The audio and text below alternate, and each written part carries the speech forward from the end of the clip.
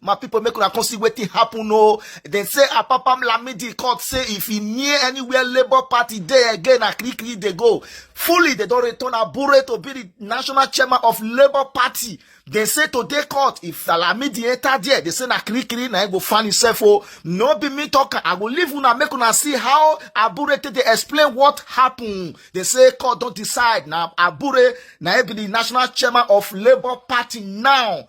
The whole Nigeria know it now. Everybody don't know it. They say if they see Lamidi again for there, now wahala na enter. Make una watch how Abure they explain what happened now. Before I leave una, make una listen, make una share this video, like it, leave your comment for the comment section so that Facebook will recommend it to other people to see too. Don't forget, say we have national actor on this platform. Watch it now, NATO. A world press conference addressed by Barrister Julius Abure, National Chairman, Labour Party, on the 18th day of May 2023 at the National Secretariat of our party. It has become imperative for me to address this press conference to properly put the legal issues surrounding the leadership of the party in their proper perspective. It is pertinent to state categorically and clearly that the Labour Party has no faction in the party.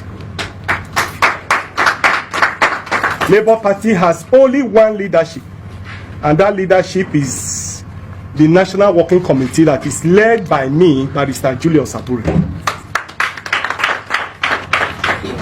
Recall that some few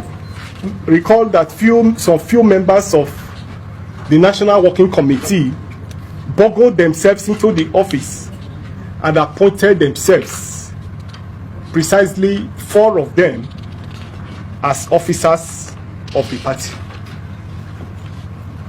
acting upon a restraining court order, an ex parte order granted by the FCT High Court. A careful look at the originating summons, which is pending before the High Court of the FCT, the suspended Deputy Chairman of the party, Apap Lamidi and his cohorts were asking the courts that upon granting their reliefs in the final judgment to direct NEC to appoint interim national officers for the party. Out of their own desperation, they are no longer patient enough to wait for the outcome of the final judgment, but employed self-help and appointed themselves as national officers of the party. However, our objection to the court's jurisdiction was overruled by Justice J. Moazu of the FCT High Court on the 12th of May 2023. On the same day, we filed a notice of appeal, and then on Wednesday, 17th May, the appeal was entered at the Court of Appeal, and the appeal number is CA ABJ CV/559/2023. We have also filed our appellant's brief of argument, which has been served on the courts, on the trial courts. By necessary implication, the FCT High Court in Maitama ceases to have jurisdiction over the matter, having successfully filed our notice of appeal, transmitted records, and also filed a motion for stay of proceedings in the FCT High Court. The matter is now on the course list of the Court of Appeal, and so what the High Court judge is expected to do in the circumstance is to adjourn the matter sine die.